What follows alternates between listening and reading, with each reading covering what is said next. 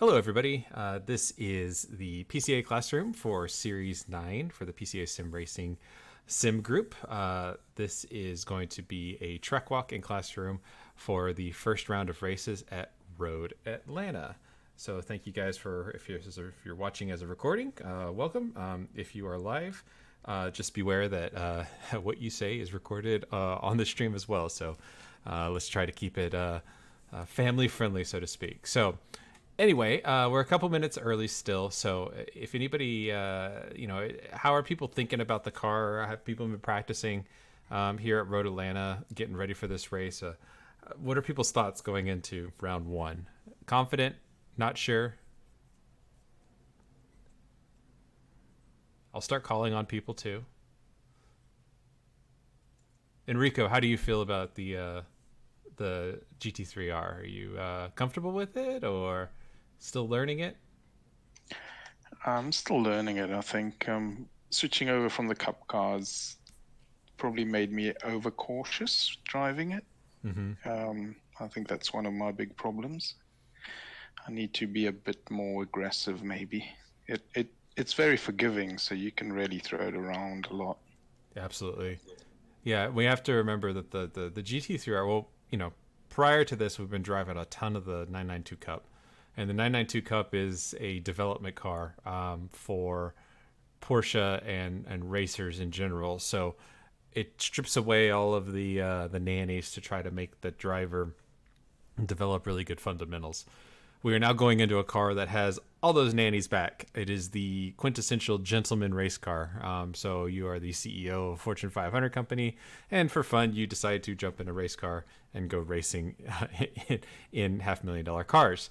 That's what the GT3 class is. So you got ABS, you have traction control, you have all these things that help you as a driver look like a hero. However, you have to be cautious because if you don't have good fundamentals, just like any sport, that will reflect in the driving as well. So while the gap between an absolute novice in the GT3R and somebody that has really good fundamentals will be much less because those nannies can help bridge up a little bit of a gap. You will notice that fundamentals do play a huge part, even in cars like this, but less so than say the 992 Cup because that's more of a raw driving experience. So yeah, it is a little bit different to drive it. You can manhandle it a little bit more and not get into trouble. Whereas in the 992, if you tried to do the same thing, you would spin or understeer into oblivion. But you've got to work with what you've got. The other thing is that this car or the race series that we're about to jump in this car, it's an hour long. The drivers that are going to overuse the tires or overdrive the car are going to see tire degradation and grip fall off towards the end of the stint. The drivers that can maintain their machinery, keep the car under them, drive within its bounds over the course of that race are going to see an increase of grip relative to the field. You're going to have more traction because you're going to have more tire to work with, etc. So just things to keep in mind that with these hour-long races, I mean, I think this is I want to say it's the first time in PCA we've done consistent hour-long races outside of the team series. So it's going to be a little bit different. We're starting to get in the realm of more endurance style racing rather than just pure sprint racing with the hour-long format.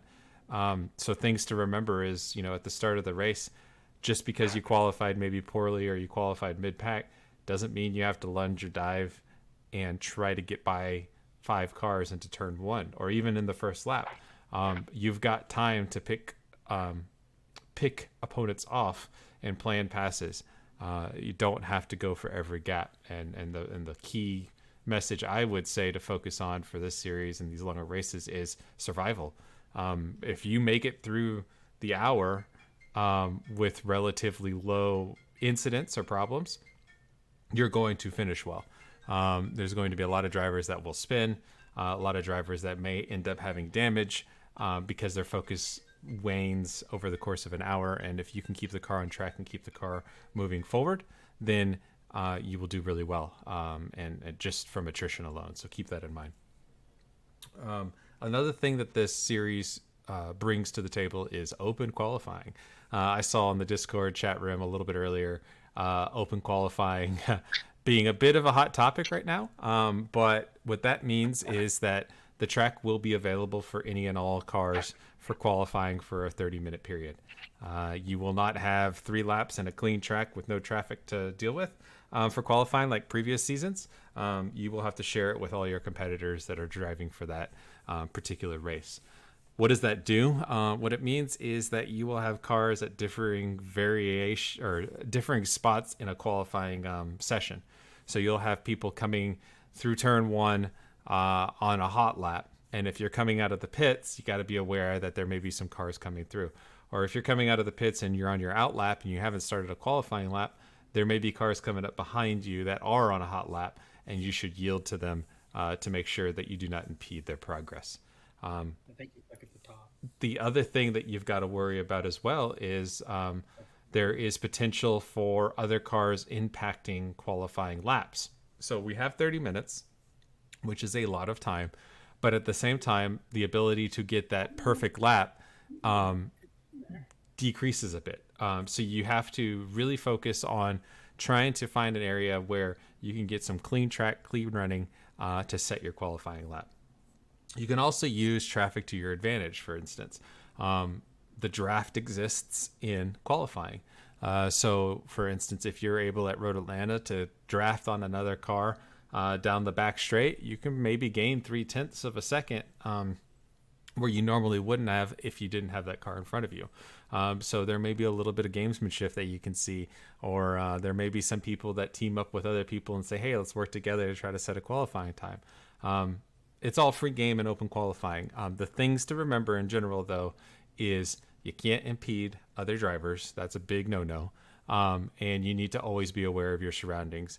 Understand that if you drive poorly in qualifying and you spin the car in a turn and there are cars coming up behind you, they may have been on their banger lap, they may have been on a hot lap, and they now have to miss your car, dodge your car, which is going to throw that lap in the trash can. It may lead to some unsavory attitudes. So just try to be kind, understand that you're sharing the track with everybody in qualifying, just like in the race, and keep a cool head. Are there any questions on qualifying? Will they give you like a penalty if you do that? If you get protested, I'm sure they would be looked at, and then you could get one, yes. So keep that in mind. Just like usual, the protest rules, they're all on the website. But yeah, I would think that if someone is intentionally impeding somebody else in qualifying, that's unsportsmanlike, and it could be protested, and then the stewards could do something after the race. So just keep that in mind. If you spin on accident, let's say, and then you cause a wreck or something like that, that's not intentional. That's not going to get you penalized. But if you're doing something on purpose with ill intent, that's a big no-no, and that'll get you an invite to the steward's office, and there will not be tea and biscuits. So keep that in mind. Right. Can I bring up one thing, Chris? Absolutely. Go ahead, Jim. So what you were saying is absolutely true and wonderful, and we do open qualifying in the Pro GT3 Cup, and we've never had an issue with it. There's enough time for everybody to get their lap in. The difference being, say I'm fairly fast and I'm coming up on a guy who's probably a second and a half lower in time in his regular laps than I am, and I know I'm going to catch up to him before the end of my hot lap, but that person's on their hot lap.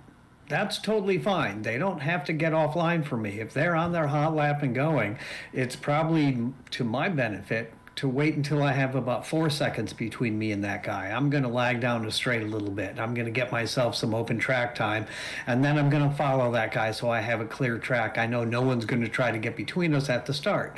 And if they do, I'm sort of counting on them to maybe veer offline, not stay online like you would passing a regular car during a practice. But if you're not on a hot lap and people are coming up on you quick, go completely offline and fully lift. Just make it easy for people to see what your intentions are. Really easy to do. It's no different than practice.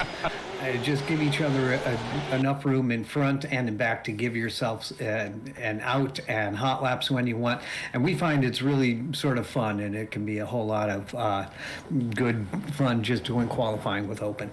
Yeah. And the other thing I'll say to that as well is if you are about to start a hot lap and you're about to start qualifying, ask yourself, do you want to start on the bumper of another car in front of you, or do you want to have a gap in front of you before you'd reach another car? I would think that I would want to be on, have a gap between the car in front of me and where I am to do my hot lap. I would not want to come through turn 12, let's say at Road Atlanta, right on the bumper of somebody and effectively be racing them into turn 1, because that's going to be slow for both people. Keep that in mind. It's very easy to find open space if you create it. So when you're coming down the back straight, let's say, you know you're about to start your hot lap, there's a car in front of you that's maybe half a second up, just go ahead and lift. Look behind you on your relative. If you see that you've got 10 seconds to the car behind, you can lift. Let that car in front of you go ahead and pull a 5-second gap. And then you can, once they get that 5-second gap, you line up your last turn 10A and 10B, and when you go to throttle coming out of 10B, you're full throttle, and that's your hot lap at that point. But now you got 5 seconds to the car in front of you. So unless you are 5 seconds a lap faster than that car is, which is very unlikely, you won't even catch them for the next lap. So keep that in mind. Just find a spot where you can make that quality lap. The other thing I'll say is it goes both ways. If you are a car that's not on a hot lap, or you're a slow car and you've got fast cars coming up, and you want to not impede them, you know, we're asking, as Jim said, go ahead and move over and lift so long as you're not on your own qualifying lap. But if you're the fast car, that does not give you a license to just drive through people in qualifying. You can't just, you come up to somebody in turn 5 at Road Atlanta, you're coming up, you're going to be right on his bumper, you're on your hot lap, your hair's on fire. You can't just run him off the road and bounce off his bumper. One, it will invalidate your qualifying lap, and two, you look kind of like an ass. So just be level-headed, be mindful. We're sharing the track with everybody. Open qualifying is how it's done in real life. Unless you're in NASCAR, I think I made that comment earlier today. It's a good skill to have. It's a skill that every racer should have on how to do it. And if done right, there will be no difference between a private closed qualifying session and an open qualifying session in terms of lap times. So just keep that in mind. All right. Any other questions with qualifying before we move to the track walk itself? Yeah, any guidance on getting through the S's and staying offline? You can't. Just go through them as quick as possible if you're trying to get out of somebody's way. And then when you get through turn 5, just be predictable. I would almost just say stay on line, so you come through turn 5, stay straight, and then the car behind you can go ahead and go around you. But yeah, going through the S's, that's not the place to lift and let somebody by, because you're switching back and forth, and that leads to more problems than not. In this car, dumping into the S's, you probably should be full throttle anyway. So everybody should be at least pretty consistent going down to the S's. The only deviation of speed should be the braking zone going into 5 and coming up. So, and we'll go over that here in a second. But great question. Anybody else? Okay. All right, let's do the track walk, shall we? I do not know why my car is not rendering a pretty paint job. Oh, I know, because Trading Paints isn't loaded. Hold on, let me fix that. There we go. My computer. Yeah, you need your new paint on there. Yeah, I gotta get my paint on there. I mean, that's the whole point. Okay, cool. So it should upload once it's trading. There we go. Okay, so I went through here and ran. This was done last week during some fun races that we had.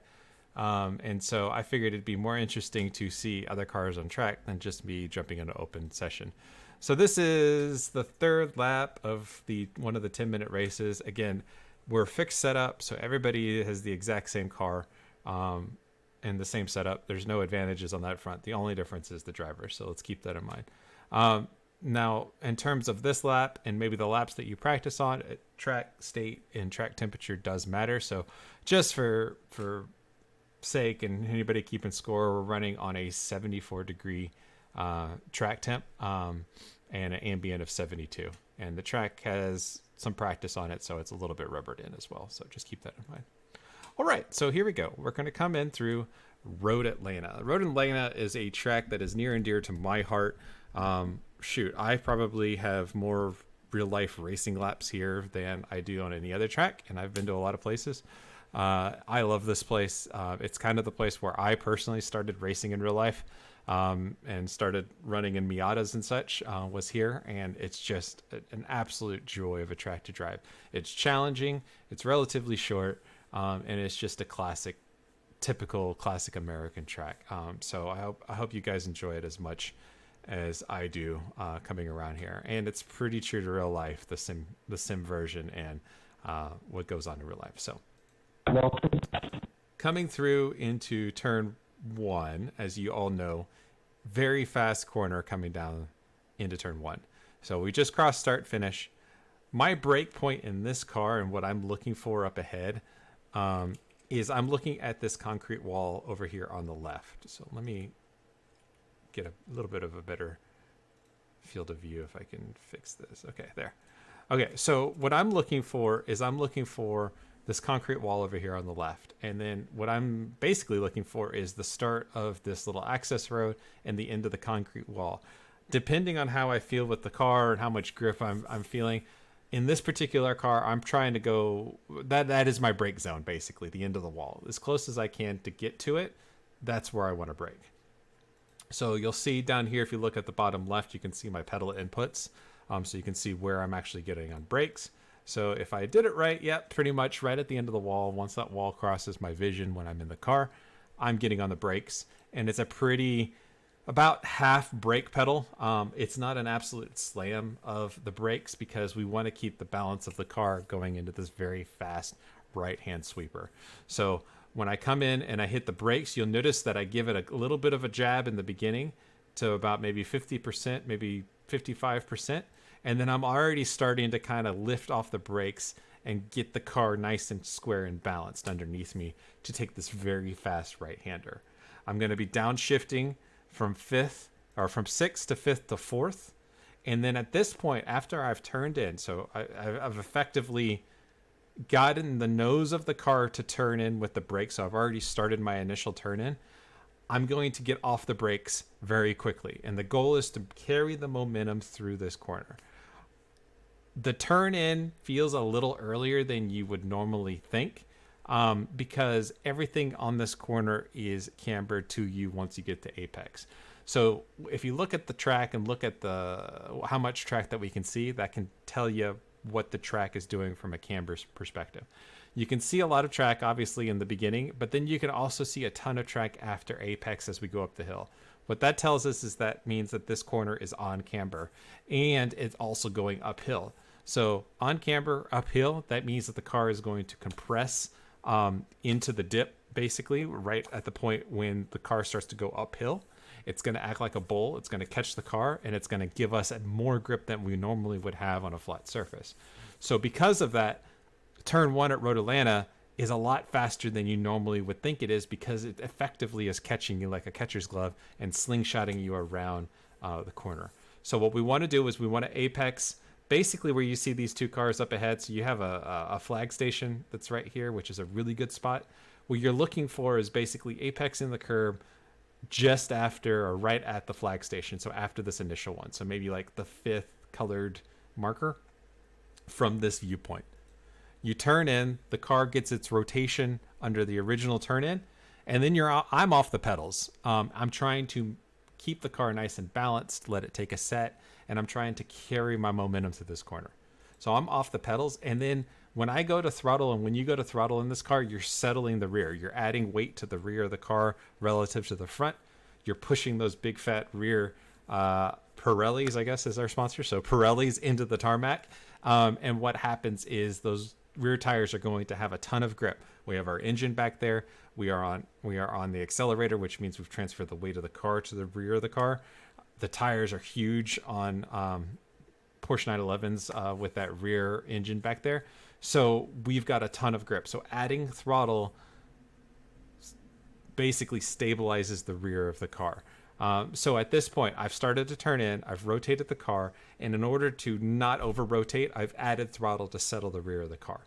What I'm doing, again, is I'm trying to apex right around here, so about the 1, 2, 3, 4, 5th, or the third blue marker, but the 5th color, so to speak, just after the flag stand as we had seen.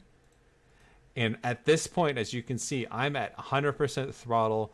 I am accelerating through this corner. I have stopped the deceleration way back then. I've added throttle. I'm before apex. I am what's called driving through the corner. I am accelerating through this corner at this point. Full throttle. You can kiss the curb. You don't want to get up on the curb too much because it will unsettle the car. And then what I want to do is I want to keep my hands nice and quiet as I'm driving through here. We've got a lot of load on the left-hand side of the tires. We're going 122 miles an hour, 120 miles an hour at apex probably. We want to keep the car as calm and as quiet as possible. So nice, easy hands, opening as we come through the corner to let the car run. We don't want to pinch the corner. We don't want to keep our hands really tight because if we do, we can really unsettle or understeer the front of the car and increase the wear on the front tires. You have a ton of room to open your hands as you come through turn 1.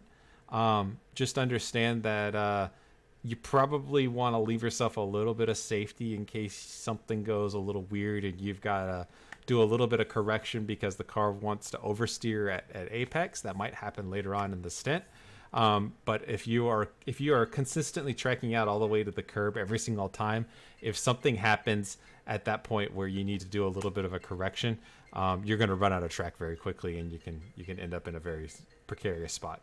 If you drop a tire coming out of this corner, the next thing you're going to see is the wall because obviously it's grass and there's no grip. So just keep that in mind. So I tend to use about this much, go just about halfway over from mid-track on exit and heading up into the very quick left-hander and tricky turn 2. So before we get to turn 2, I'm going to back it up and I will leave it on slow-mo so you can see how I take this. Brake at the end of the wall, off the pedals as I turn in, get on throttle early, settle the rear of the car, accelerate, open my hands to keep the car nice and stable, use all the track that's available to me, and end up about mid-track on the way up, entering into turn 2. So on the long straight, you go up to 6th, correct? It just depends on the car and what I feel. Sometimes I'll leave it in 5th. Sometimes I'll jump up to 6. In this car, I think the manual says that when you see red lights on the dash, you should be shifting. If you leave it in 5th, you won't hit the rev limiter, but the red lights are on there for a good couple hundred feet. So your mileage may vary. See what's most comfortable for you. Okay, I've heard both. Thank you. Coming into the left-hander here, you'll see a lot of people try to move all the way over to the right to set up for the left-hander. I don't think it's necessary. I think you're traveling extra distance that isn't necessarily needed for turn 2. The other thing that you've got to be aware of is over here is the blend line for pit out. So we will have pit stops in these races. So there is a chance that at least one lap, maybe more, you will have cars coming out of pit lane as you're coming out of turn 1. If you consistently jump over this pit line or the blend line as an on-track car, you can totally do that. I mean, that's all open track for you. But understand that as the car coming out of the pit lane, he has the right of this space right of the blend line. He does not have he is not forced to yield to you as a car on track. The only time so the only thing that the car coming out of pit lane has to do is stay right at the blend line, but he can go as fast as he wants all the way up to the blue cone. You as the car on track, if you come over into his space and you cause an incident, that is totally on you on track. So just be aware that if you're crossing this blend line to set up for turn 2, one, you probably didn't go through turn 1 fast enough if you're able to even get over there that quickly. And 2, you need to be aware of cars coming out of pit lane. So my line is this, like I showed you, is mid-track. I don't even mess with that. And then I'm at mid-track coming into turn 2. Turn 2 is tricky because it's completely blind. From the cockpit, and let me switch to the cockpit real quick, you can't really see the apex of the corner at all. You've got these trees that are here in front of you that can kind of give you some hints of, hey, you need to be turning in left of them. That's where the track is going to be. You can kind of see the top of a flag stand, which can be another point of reference. But in general, it's blind. So we need to make sure that we've taken enough laps through here that we know where the track's going to be when we crest the hill.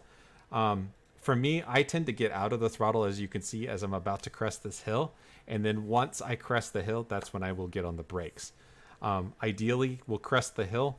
When we get to the plateau and we land on the top, we'll do all our braking in a straight line along this left-hand curb. And then right before the curb ends, we will turn into turn 3. So right here, you can see I'm off all pedals. I'm cresting the top of the hill. I have gotten out of the throttle, so I've already started to decelerate a little bit. And then once the car lands, which is right about where the curbing is, I will get on the brake to scrub the speed necessary for turn 3. Relatively hard brake, I'd say probably about a 7 pedal, because we do need to slow the car down for turn 3. We are turning the car a little bit to the left, so we can't do a full threshold brake. It is just a little bit, it's a 7 pedal. Slow the car down as we have a little bit of steering to keep it along the left-hand curb. And then before the curb ends, we're going to turn in. So basically right around this orange or yellow will be our turn-in point for turn 3. So you can see I've got a pretty good firm pedal. At this point, I've started my turn into turn 3 on the right after the orange or the yellow at the blue. And I think I'm probably a little bit late here, frankly. And then I'm riding a little bit of brake because I still need to slow the car down for turn 3. Turn 3, you can, as long as you keep your left-hand tires on the yellow, what's supposed to be a white line, but because of the wear, it's just yellow as well. As long as you keep your left side tires on the yellow line here at apex, you're good. If you cross all 4 tires right of the yellow line, you'll pick up a 1x, and if you go too far, you'll get a slowdown. But we want to use as much of it as we can, so you can see how much I'm actually taking through here. I've got my left side tires are on the line. My right side tires are basically where the grass is. The car is going to bounce up pretty hard. We don't want to be full throttle coming over this, because if we're on full throttle and our car goes up in the air, when we land, the car can do some really fishy stuff coming through here, so just be aware. And then when we come down and we land, we can go to full throttle as soon as the car impacts on the back end of that. If we do it right, we can be full throttle just pretty much as soon as we clear the turn 3 jump there. And then we're in 3rd gear, we can be 3rd, 4th, all the way through turn 4 around here. So let me back it up back to before turn 2. So again, coming up, lift off the accelerator to scrub a little bit of speed and keep the car nice and stable while we crest the hill. Land on the backside of the hill. We've got the car in a relative straight line where we can do our firm brake. Turn it in before the end of the curbing. Clip the right side tires on this curbing. We'll jump the car up in the air. And then when we land 100% full throttle to take turn 4 around here. What I will commonly see coming through this right-hander is people won't hit this curb, or they'll turn in too early and take too much of the curb and run out of track on the back end. Both are slow. So if you turn in too late, basically you are scrubbing too much speed and not taking as much speed as you could, the optimal line through here. So if you're out here and you're turning in order for you to make this turn, you are slower than I am coming through here. And if you turn in too early, so let's say you turn in here for this corner, you're going to end up where these cones are, and you're going to end up running into the grass because the angle of attack that you're taking is just way too shallow, and there's no way you can make this turn. So keep that in mind. You can self-diagnose yourself coming through here. If you look at my min speed, it looks like 85 miles an hour at apex there. So if you do your lap, come through here and pause it at your min speed and see where your miles an hour is. If you're 85 or above, you're right on pace with the pros. If you're not, if you're like 75, let's say, there's 10 miles an hour that you can try to build up by having a correct line and getting your pedals correct. All right, any questions between turn 1 and turn 3 here? Yeah, Chris, what's your gearing through that? So coming through here, I will be fourth gear coming up this hill. And I think I leave it in fourth. I don't grab fifth. Yeah, I leave it in fourth all the way through here. There's no reason to shift up to fifth and then downshift to fourth. You can let it run, frankly, all the way up into this point. And then through here, I will brake, downshift to third, hop the curb.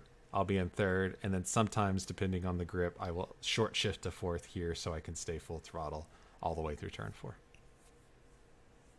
Hey, Chris. Yeah. Chris, can you talk a little bit about your line through T3 when you've got somebody trying to overtake on the inside or the outside? It seems like lots of people try to pass on that corner. Yeah, I'll get to that. I'll get to that in a second, Chad, towards the end about passing zones. So we'll talk about that.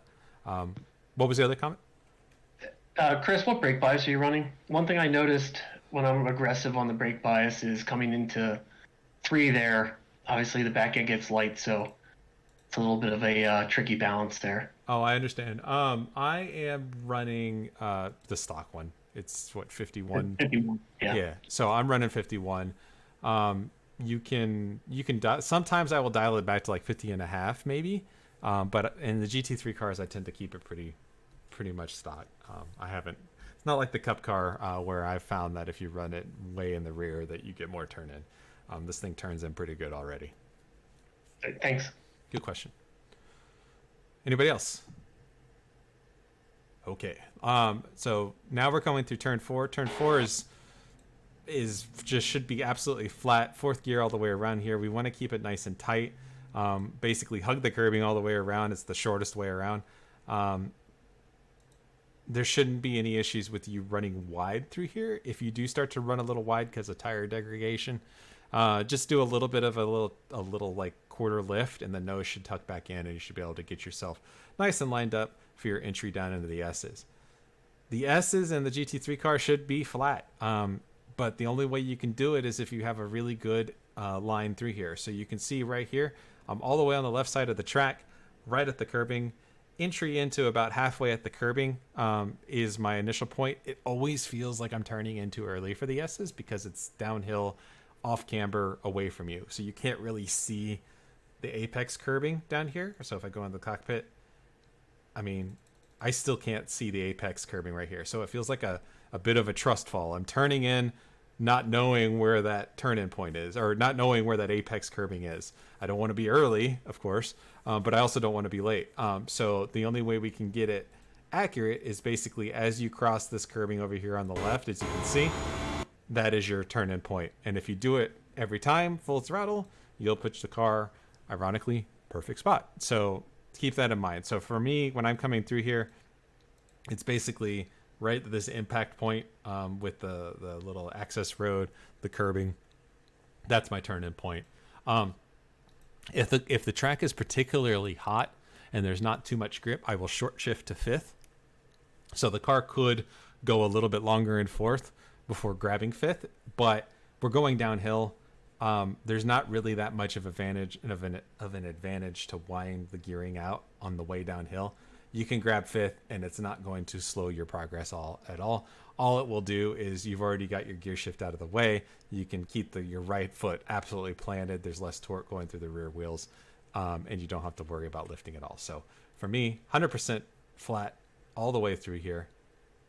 If you do make a little bit of a mistake and miss that first curbing, you can use this second curbing over here on the left and get your rear tire or your left side tires on it and be perfectly fine. It will bump your car a little bit, but it won't upset the balance. If you cross over the curbing and put any in the grass, well, that's a different story altogether. You're now off the track effectively, and you better just kind of get out of the throttle and hold on. And hopefully when you land on the backside, you're able to get the car under control without spinning. Otherwise, you're going for a ride. So you can use this curbing. Just the caveat is don't use too much of it and go over into the grass, or else you will crash.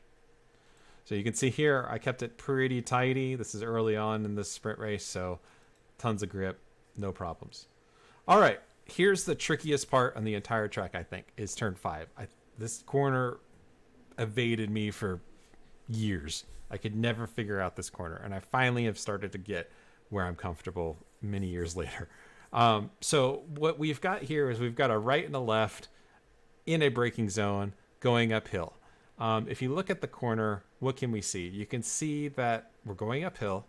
You can see some of the track here at apex, but then after apex, you see very little of the track. So what that's telling us is that at apex, we've got a little bit of camber helping us turn, but as soon as you cross over the apex point, boom, the track is completely flattening out, and whatever camber advantage and grip advantage you got from that, you're losing on the back end. So we want to use that camber to our advantage, and we want the car to be as straight as we can coming out of the corner because we're not going to have the same amount of grip. We also, because of the hill, know that the car will slow down pretty quickly because we're going uphill. So we have gravity helping us. We also have the forces of a car going into a hill. So the car is being pressed into the ground more than it otherwise would, which means that the tires have more grip to help slow us down. We also know that a car turning cannot brake as effectively as a car going in a straight line because of a traction circle. So what we need to understand is that if we have any steering in the car for this right-hander while we try to brake, we cannot brake at 10/10. The car will not let us do that. It'll understeer and you won't actually get any turning in. And it won't brake as effectively. So what we want to do, the idea for this turn is we want to get the car as straight as possible to brake in the shortest distance, but understanding that we need to also allow for the car to get in the proper line to take the corner. So that's where the trade-off is. So what I try to do is I will basically, as we come through the bottom of the S's here, at this point, I'm about to start my turn in for the right-hander leading up into turn 5. And as I've turned in, once the car is about mid-track or so, and I've got a nice straight line between this curb and the next curb, that's where I'm going to start my braking zone. Some people can get away with driving the car all the way and use this front of the curb as their brake zone. So they're braking right here consistently. For me, when I do that, I feel like I'm standing the car on its nose under braking, and I am all over out of sorts going through the corner. I'd rather brake a little bit earlier, a little softer, keep the car nice and planted on all 4 tires and balanced so I can get off the brakes and carry my momentum through turn 5. So that's the goal here. Straight line, as straight a line as we possibly do through here. You see my steering wheel is absolutely, even though the car still has some yaw in it because of rotation, my steering wheel is dead straight. And that's where I'm going to do my maximum amount of braking is with a straight steering wheel while the car is slightly rotating off to the right.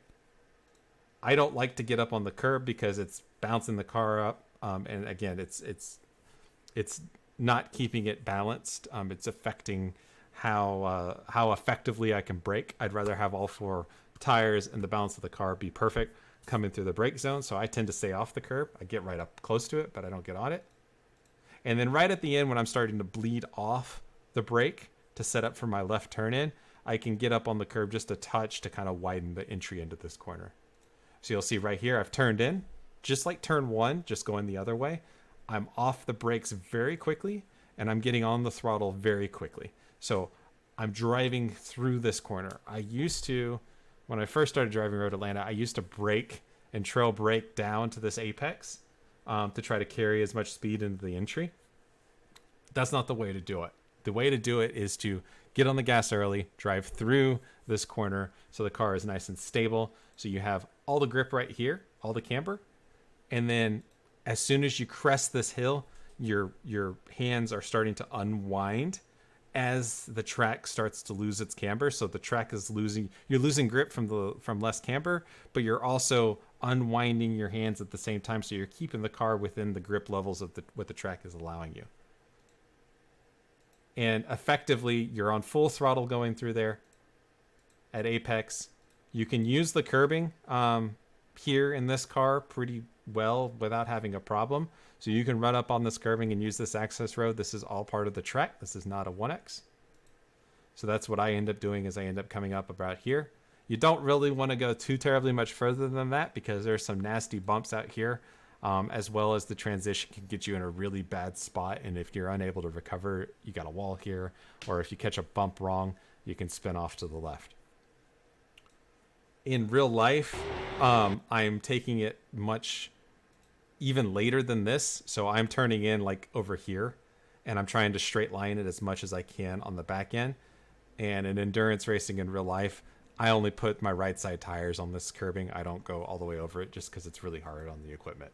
But in sim, we don't have to worry about a suspension or a ball joint popping out, so we can attack it pretty hard. Any questions about the S's in turn 5? That's the, in my opinion, the most technical part of the track. Chris, what would you say the biggest cause of a spin here is? Not back to throttle soon enough?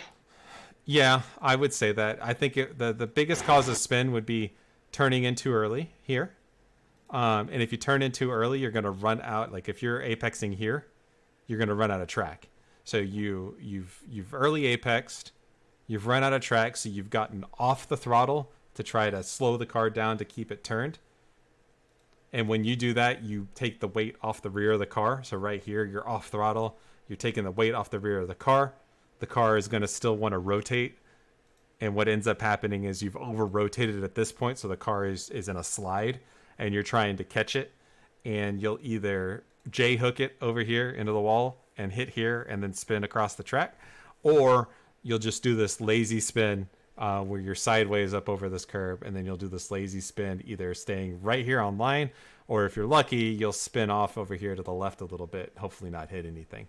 The other problem that tends to happen is if you catch these bumps wrong and you've got steering angle, so let's say you're trying to fight the car and you've got tons of steering angle here because the car is understeering because you early apexed or you went too fast. So you've got this much steering angle in the car, and the car starts bumping up and down at this point. Suspension is compressing and releasing. When it finally catches and it springs, and if you got turning angle in the car, the front tires are saying, I want to go left. And the rear suspension's like, well, we're not going to do it. We have no grip. And then all of a sudden when it lands, everything just grabs and goes straight to the left. So that's the other reason, is the bumps. So that's why when you come through turn 5 on the exit, you want to have your steering wheel as straight as you can when you hit these bumps. So I've got a little bit of steering here. I'm fighting the car a little bit, but you can see once I'm on the curb, my steering wheel is almost dead straight. So that's when the suspension compresses and releases. It's not going to bounce me left and right because I've got steering angle. Thank you. Yep.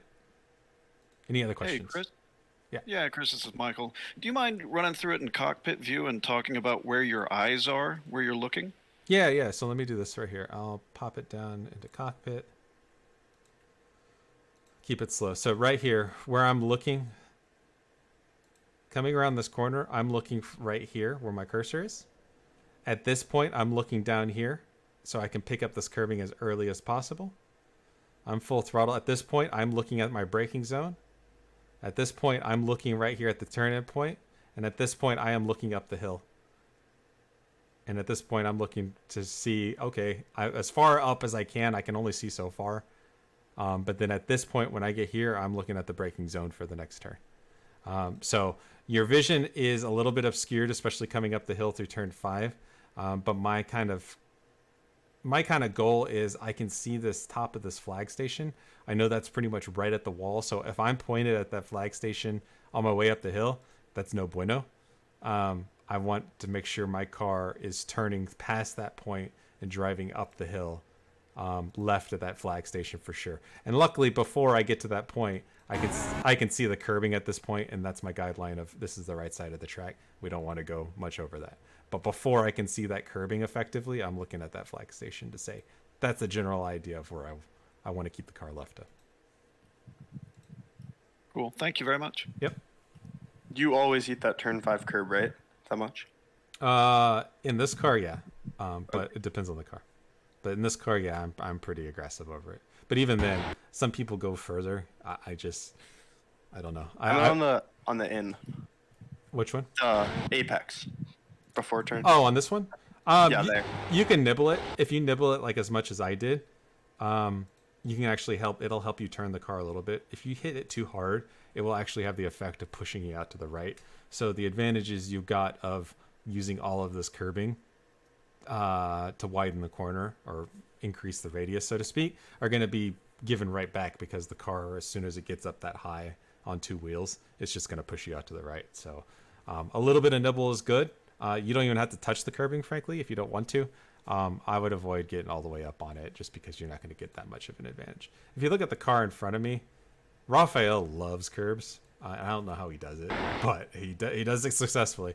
But it doesn't surprise to see me eat all of this curb. I mean, like, but you can see look at the orientation of his car. You can actually see his front left tire. You can see the rim of it. So that's how much steering angle he's got in the car at this point to try to get it down there. He hits right here, and it looks like, oh my goodness, he should be like barely touching the curb right here. But as he hits this curb, it bounces the entire car out to the right, and at this point he's understeering, and then he catches back up when he lands, and it puts him in the exact same spot. So I don't think there's much of an advantage there by taking all that curb.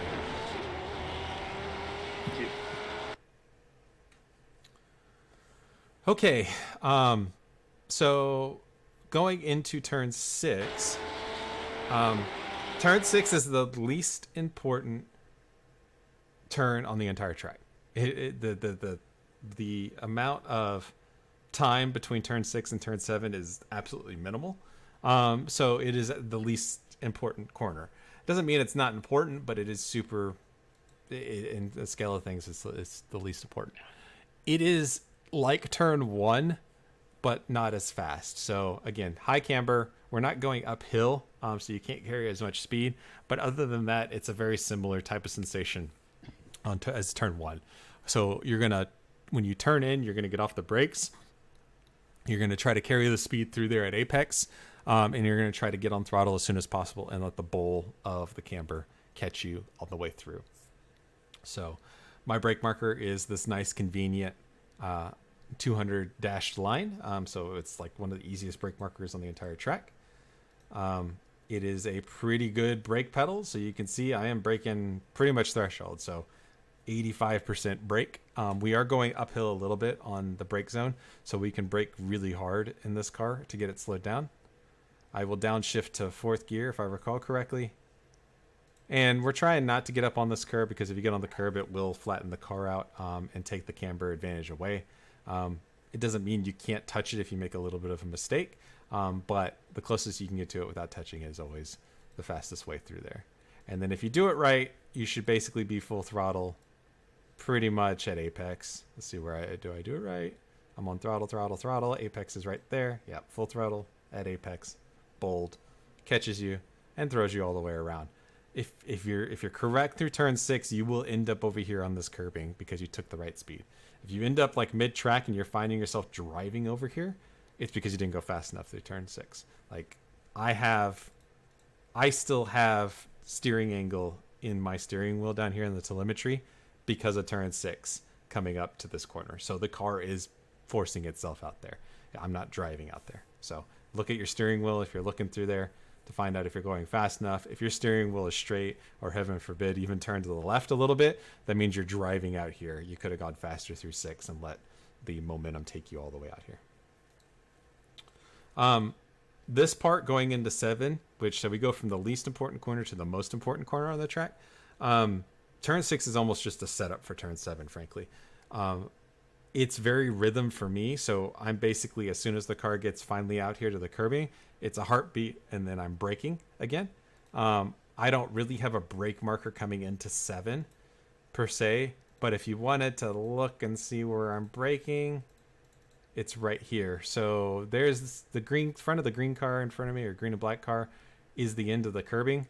So I am 1, 2, 3, 4, 5, 6, 7 color markers. So the 4th blue one is my braking zone. Use that information what you will. We're going to brake in a straight line, and the whole point of 7 is not how early you can get to throttle, it's how early you can get to full throttle and maintain it through the corner. There is a high temptation going through turn 7 to get on throttle too early, and then have to come out of the throttle in order to keep the car turning. If you go to throttle too early, you'll understeer, and then you'll have to come out of it when you should be accelerating. If you wait just a little bit longer and let the car get its rotation done, when you go to throttle, you can go to full throttle and you can hold it, and you will blow by a lot of people onto the back straight. Also, another fact about turn 7, look, we're even up in the air. You can't see a whole lot of track. The reason is pretty much right at apex and just after, the track flattens and is at some points a little bit off camber. So our traction when we're turning in We have better traction on initial turn in, and then as the corner progresses, it gets less and less and less. And that's why if you pick up throttle too early, you will understeer, and you'll have to come out of the throttle when you should be accelerating. So if you wait a little longer, get the car rotated, you'll be in good shape. For instance, looking at the car orientations of these cars in front of me, this second place car is in really good shape. He's got a lot of rotation through here. I'd say this car is a little early on his turn in, because he's a little shallower, so he's going to end up having problems coming out of the last corner. My guess, the reasons why, is he's trying to fight this car in front of him. So the red car is in a really good spot. Driving out of this corner, this car is going to have a little bit of issue. So we brake, turn in, trying to carry my momentum, so you can see I'm pretty much off the pedals coming at this point after my initial turn in. I start picking up throttle just before the curbing, and it should hopefully just be a progressive upwards of application of throttle. We don't want to see the throttle go up, up, up, down, up, down, up. We want to see it just slowly get fed on our way through that corner. Second gear corner, maybe first. Let's see what I do. So what about getting up on the curb through there? Am I in first or second? Getting up on the curb through here, you can nibble it a little bit. So that's what I do, is I nibble it a touch. Any more than that, and the car is going to start oscillating and bouncing through there, which is going to delay your ability to get on throttle sooner.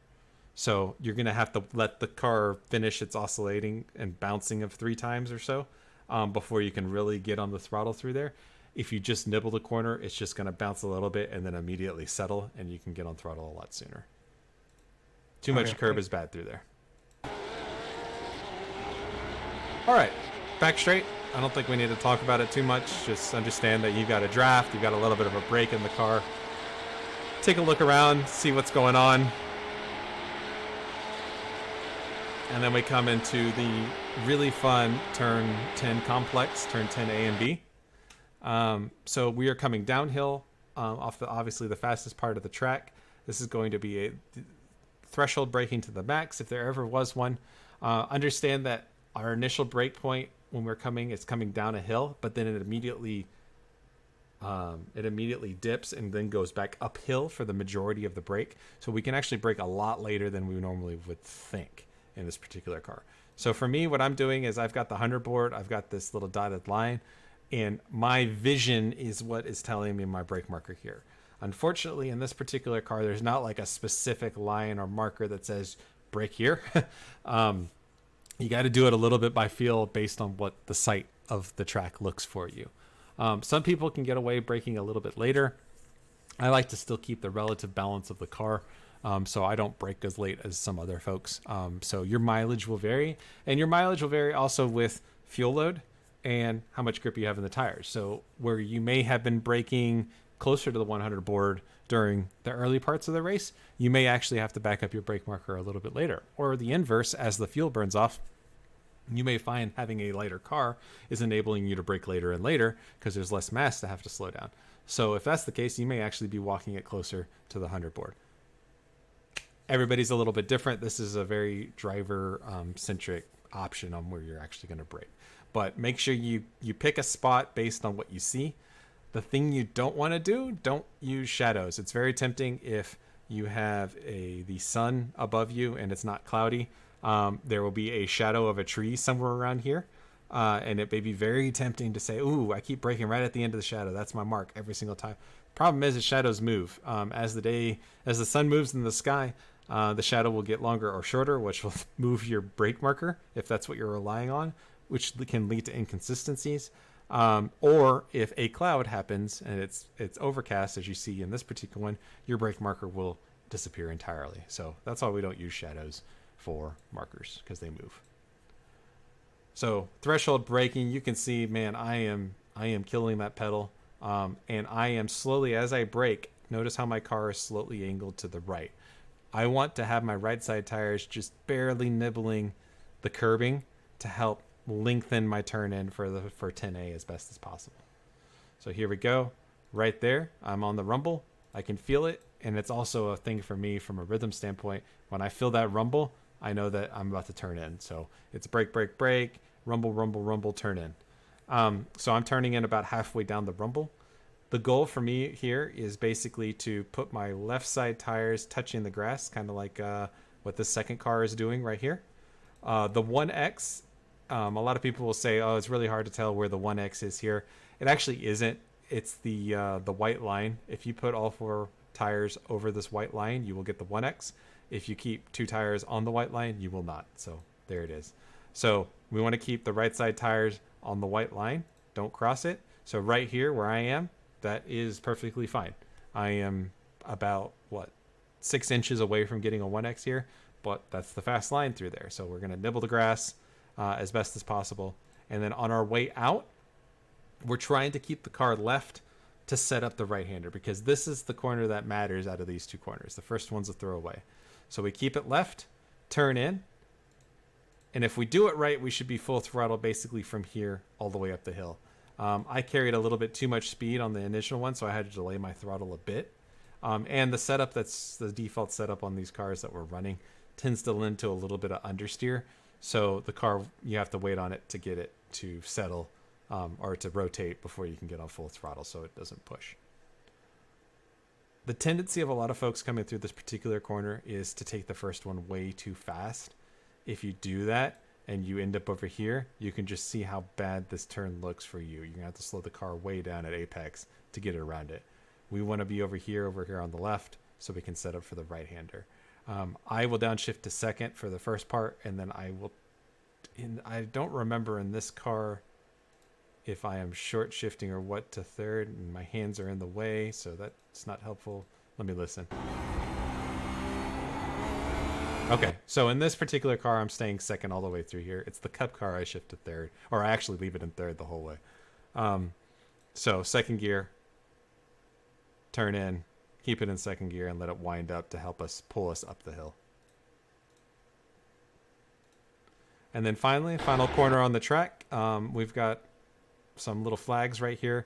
If you drive under the red flag, and basically red flag to as we crest the hill, red flag to this marker right here where the edge of the grass is, draw a straight line through there. You'll be perfect on the backside for the final turn in. The last turn there's like no drama in this particular car. It's got plenty of grip. It's full throttle. Shouldn't have to lift, and you can put the car wherever you want. You can actually take this too wide in these cars. The Cup car is a little different story because it was absolutely 100%. You had to have a perfect line in order to keep full throttle. So less of a issue here. It's just kind of a straightaway that leads onto the front straight. Any questions about 6, 7, 10, or 12? Hey, Chris, I'm going to the brake zone for 10A. Yes. Into the ABS or right up to the ABS? You want to. So there's 2 schools of thought. Some people will say murder that pedal like it owes you money, or hit it, I guess. If you murder it, then it can't pay you. But hit it like it owes you money, brake really hard, and ABS be damned. If you're doing that, you're wearing the tires prematurely. Wouldn't be that big an issue if it was a 30-minute race, since we're getting close to it, or we're doing an hour in some classes. You probably just want to barely be nibbling that ABS. So if we go to my cockpit, we can kind of, hopefully it shows. I don't know if it will or not. So the ABS lights are going to be on the edge. Yeah, I'm actually not even touching ABS coming into here. So I don't like to get into ABS. Some people really like it and just like that consistent braking as possible. But just understand that if you're relying on it too much, you can get some premature wear in the tires. The fastest way is to not get into ABS, to get all the way up to it. Perfect. Any other questions? Okay, so going to Chad's question on actual racing on this track. Let's see what it looked like for the first lap here. So the first question was related to turn 3. Taking it too wide, what to do, what not to do. So let's just follow the front pack of this particular race. A lot of folks that are at the front of the field are in the pro class. They know how to handle the car. They know spatial awareness. They have a lot of consistency in terms of lap times. So the racing can be really close without ending in tears. But there's some places where you even notice with exactly, more or less. There will be some places you'll notice that even the pros don't even take too wide in certain spots because it's too risky. So coming into turn one is a great passing zone. You can take this too wide, but understand if you're the inside car, you can't track out to where you normally would, which means you need to be slower at apex. And if you are the outside car, you can't go down to apex because there's a car there, so it means you have to be wary that you are going to run out of track quicker on the exit. So typically the outside car can carry more speed around turn one than the inside car because the inside car has to be wary they can't track out. So you can... I personally like to pass around the outside on turn one. It's one of my favorite things to do because I can control how far I can go. The inside car has to be wary of the outside car. Where are they going to be? Are they going to be mid-track? Are they going to go all the way out? They have to plan for the worst, which is mid-track. They can't just drive into the other car. So you can use that to your advantage. Turn three, this is the really sketchy spot. There is a strong tendency as you're coming up over two, as everybody starts to slow down, to send it up the right side here. If you do that, you're going to run out of track. You're going to have to effectively stop the car on the apex of turn three, and that's really difficult to do. What tends to happen is the inside car tends to overshoot the turn three and ends up driving into whoever is trying to be on the outside. If you're the outside car going into turn three and you got somebody on your inside, it's really difficult to take that corner and displace turn three effectively without running out of track on the outside. The best thing you can do for turn three is to be single file going over the curb at apex and then racing after that. And you'll actually see that with the pros here, I think. Hopefully they don't prove me wrong. You'll notice that the front two guys have already gotten into single file. You notice that myself and the guy in front of me, we've already gotten into single file, as well as the car behind. All of us realize, except for these two, which are kind of stuck in the middle, and it's just a factor of where they've ended up, that the best way through turn three without losing time is to be single file. It's not a place to fight. You'll see what ends up happening here between these two cars, it looks like. So you've got the inside car is going to have to take it. It has the apex for turn three. The outside car is going to take a wide line to try to carry his momentum around. But both cars, by taking it too wide, are going to be incredibly slow. So the left car is exhibiting exactly what I said. You're going to run out of track, which means he's going to be really slow. The inside car actually did a really good job of getting back on throttle and leaving room for the outside car to exist out there. But you'll notice he ran wide, being the outside car. The car in front of me and my car picked up time on both of these cars, and the front two cars left them. The gap increased between them, all because those two guys decided to take that corner too wide.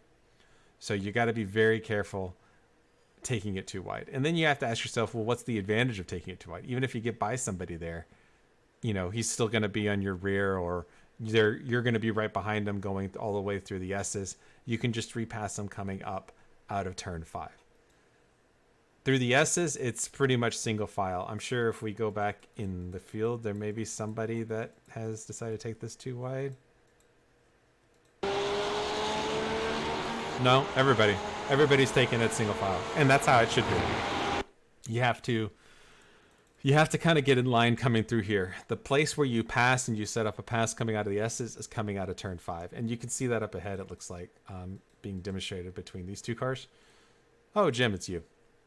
So just as an example, you know, Jim is behaving back here. Looks like he's gaining up speed. But what he's doing is he's increased a little bit of a gap right here so he can build it, so he can make the pass coming out of the corner. If he's right up on the car in front of him into the brake zone, he can only go as fast as the car in front of him. If he opens up and leaves a little bit of a gap, that means he can close this gap as he's accelerating, and he can actually be effectively faster through this corner and slingshot around the car in front. So you can see here, he's actually accelerating. You can see the speed differential between the car and all the cars in front and Jim. He's got the run So when he comes through this corner, he pops out because he's going to be looking to try to get the run coming down the straightaway and making the pass. So he doesn't actually able to do it there, but that's the general idea. Hey, it was lap one. I wasn't going to go side by side with Rava there. Yeah. It was just holding a single file. I mean, if I was able to get completely by him or fully alongside, I would have done it. But in doing so, just like that corner before, the people in front of us would have walked away, and I didn't want to lose them. So I knew Rava could hold on to him. So all I had to do was bide my time. The other thing I will say here, I'm trying to see if we can find somebody that dove down into 6 on the opening lap. I don't think so. So the thing about here on 6 is, again, the least important corner on the track. It's really tempting, especially if you get a run like Jim did, to want to want to send it or to want to try to take 6 too wide. And you definitely can take 6 too wide. In fact, here we go. So these two cars look like they want to take 6 too wide, and you can do it. The problem is you need to get the battle resorted before 7, and there's not a lot of room here to get it fixed. If you take 7 too wide, like these two cars, so it's really tempting to dive somebody into 7 because everybody's going to be braking really hard, and you're like, oh, I'll just brake a touch later and I'll park it on the apex. Okay, you can get the pass done, but the problem is that you and the other car are going to be so slow coming through here, you're going to lose a lot of pace to the car in front, and you're going to lose pace to the car behind. And the car you just passed now is in your draft all the way down the back straight, and they will probably easily pass you before 10A, or at least challenge you into the braking zone there because they have your draft. So keep that in mind. Making passes into, okay, so I'll use myself as an example. So here I am, I'm coming through. This happened right in front of me. The two cars in front are going to go too wide going through 7. They've slowed themselves down significantly. I'm able to take it at a normal clip, and you can see the advantage that I gained through that. Not only do I have an advantage on entry and at apex, but I also had an advantage coming out of the corner as well. So that's the kind of problems that you have if you try to make a dive into 7. The best place to pass on this entire track is into turn 10A here, but you do have to understand that you got to give everybody room. You can't take the whole track out. So right here, I give my code or my racers room on the inside by taking it mid-track, but I know that because I'm displacing this apex, I can take it faster through there, and then I have to park it here in order to go through here, but JR does a great job knowing that I have to be there. I leave him room coming out, and that's giving each other room while you're driving through there. You can get some really good battles coming through 10A and 10B, but you have to understand that room has to be given. You can't just push somebody off the track. So anyway, that's what I'll say about the racecraft side of things. I'm aware that it's 7 o'clock already, so we've run out of time. I'll hang around a little bit if anybody has any specific questions. One thing I did want to do. So first off, there should be an open session that Zone Group 2 and 4 is hosting, so you can hop in. It'll be Road Atlanta. It'll be this car. Everything will be set up. I think they're doing a couple of heat races and then a feature race, so you can get a couple of race starts under your belt, so you can practice what you learned. Also, what I wanted to do was I like to throw it into cockpit view here at the end, so you can see what that lap time. It was a 17.6 look like from my view, so you can see how the track kind of bumps in the blind corners and such, and you can see the line. So I'll go ahead and play it. I'll talk you through it while it goes, but in general, this is what it looks like. So turn 1, looking for the end of the concrete board. Brake, off the brakes, back on throttle. Opening the hands to let the car run. Lift, brake in a straight line, turn in before the end of the curve. Full throttle. Shift up to 4th, early shift into 5th. Oh, maybe not there. Brake in a straight line, off the brakes, drive through the corner, accelerate to stable the car. Just so everyone knows, registration ends in 90 seconds. brake at the white line, turn in. Brake as soon as the car was straight. Back on throttle as soon as possible in first gear. Relax a little bit, look at the car behind, look at the car ahead. Prepare for the next brake zone. It's going to be before the 100 board in the line on the way down the hill. Brake, nibble the edge of the curb, turn in, clip the grass. Turn in again, full throttle, ride it all the way through. And then through 10, 12 to complete the lap. So there you go. Nice and easy. All right. Thanks Thank for you. thanks for attending, guys.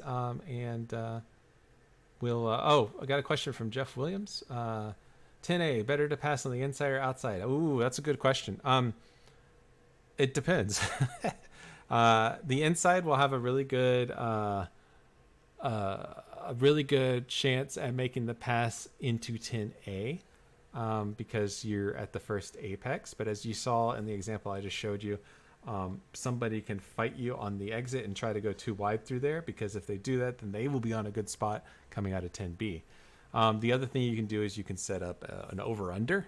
So if you try to pass into 10A, you brake late, keep it nice and tight. The car, if he tries to go too wide with you around that one, you overslow the car so he basically goes too wide on 10B, and then you undercut him and you get the run coming out on the back end of 10B. The best place to pass is based on where the strengths are of the person you're trying to pass. So if you're following somebody for a couple of laps and you see what their tendency is, you can play off of that. So for example, in the Pro V Pro race where I was racing Cameron, I noticed going into 10A that he was always consistently a little bit deeper than I would be going through turn 10A, which would result in him having a little bit of a slower 10B than I would. And this was not by much, like maybe a quarter of a car width. So what I would end up doing was I would end up using that to my advantage, knew that he would hopefully under pressure over brake into that corner and drive it too deep, which means that his 10B would be in a really bad spot, which would set me up for the undercut to go over under on the way out of 10B. So I would brake on the inside. Sometimes the car in front of you doesn't let you have the inside. Sometimes they'll defend and they'll drive all the way on the left side of the track. If I see that from my opponent, that means that they're really cognizant that I'm existing and I am affecting the way they're driving. And I will use that to my advantage any way that I can. So sometimes I will then shoot out to the right and I will go around the outside. Sometimes I will do different lines based on where I'm comfortable with. So I will drive a secondary line to what I think is my primary line to keep people off from learning where I'm best at. That's some of the mind games and the chess games that you play when you're racing. So have fun with it. So I have a question about the shifting. So whenever I've been shifting, I've been going to the very end until it starts popping off the rev limiter. Is that what I should be doing, or is there something else? No, I think in this car the best play, because you don't, like the RSR or the Cup car will throw blue lights and they'll flash at you pretty much at the shift point. This car doesn't do that. So you'll get, as you can see on my screen now, green, yellow, and then red. When you see red in the middle, that's basically means shift. You still have like a couple hundred RPM after that you can wind it out if you really want to, but I don't think you get anything. In fact, I think the power band starts to fall off a little bit. And if you notice in terms of speed, like rate of acceleration down the back straight, if you grab a new gear when you see red lights, you kind of get another kick of speed where the car enters its power band again. So I don't think this car necessarily likes being wound out all the way. Okay, thank you. Yeah. Any other questions? Yeah, Thomas, it sort of feels like you're it sort of feels like you're shifting early, but you're right, Chris. It's in the power band, and it makes the car more drivable. Yeah, and then if you tap the rev limiter at all, you just lost 1/10 of a second for sure. So it's better to shift a little bit early and not risk hitting that rev limiter. So cool. All right, guys. Well, I think what they were saying was that the session is closed now. So if you missed it, I apologize. No, it says closed, but because it's open qualifying, you're still allowed to get in. Oh, Right now, perfect. there's 38 drivers in there. It's getting full. It's getting full. Okay, cool. But they're going to do if you look at this schedule, we're flip-flopping back and forth. So Zone 2-4 is taking it this Tuesday after your classroom, and Zone 1 is going to take it next Tuesday after your classroom. And on Fridays, WWZ and I think it's Zone 312 are flip-flopping weeks as well. But we're all doing different exercises and holding the EDEs in different ways. I know those guys are going to be working on the open qualifying because it's something we all have to get reacquainted with and start to enjoy a new way of starting. Yeah, for sure. And it's one of those things with the open qualifying is you can fight it, but it's here to stay. So you're fighting a losing battle. You might as well make it your favorite thing in the world, so you're comfortable with it, and you thrive on it rather than every time you go into it, you're like, oh, open qualifying again, and you're acting defeated. But that's just me. So love it, learn it, love it, and you'll have fun with it. Again, next. How do I find the hosted session? Oh, good question. I can show you right now. So let me leave this. So if you are looking at iRacing, if you go to Go Racing, you go to Hosted Races on the left. You can either search in this box, or you can scroll down. I have it sorted by track, so I scroll down to Road Atlanta. Oh, there's going to be a lot of them because Petite is this weekend. What you're looking for is this one right here. PCA Sim Racing ZG. So, in fact, it'd be better if you just go up to search and type PCA. And there you go. The first one, PCA Sim Racing ZG 2 and 3 Road Atlanta EDE by Dave. And then hit register. Oh, for some reason I'm not seeing that one. Oh, you're not? Huh. If you're not seeing it, I'm not totally sure what to say because it's there right there. Yeah, that's weird. Sorry about that. It may be a filter that you have, so check your filters over here. Well, make sure it's all hosted races. Yeah, it is. That's bizarre. Maybe try to reload, so go back to or restart your client, and then go back to host races and see. It's closed. Yeah, it says it's closed. But it just means it's open qualifying and you can join an open qualifying. So if I wanted to. Is there a password on it? No. If you're part of the league, you should be able to join. Okay.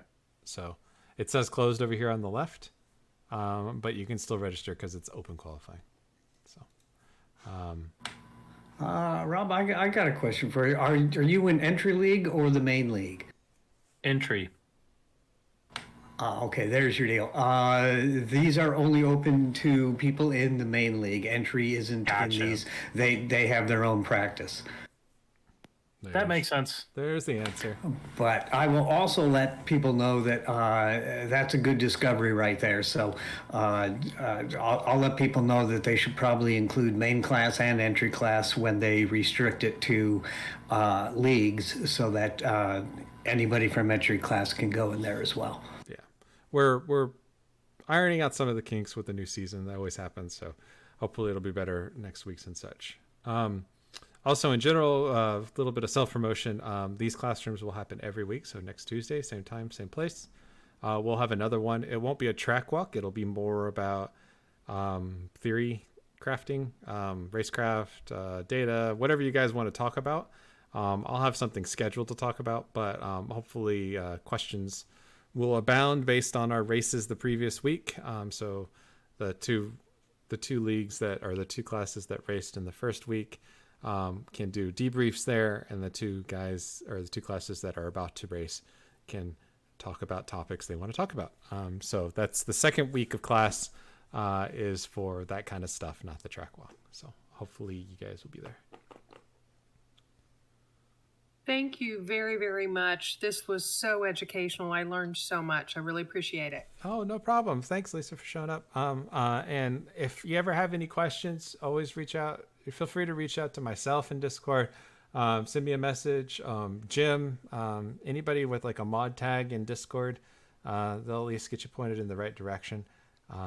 Yeah, every week we'll try to keep this, and hopefully you guys are enjoying this. I mean, that's why we do this, and it's a lot of fun. So it's addicting, to say the least.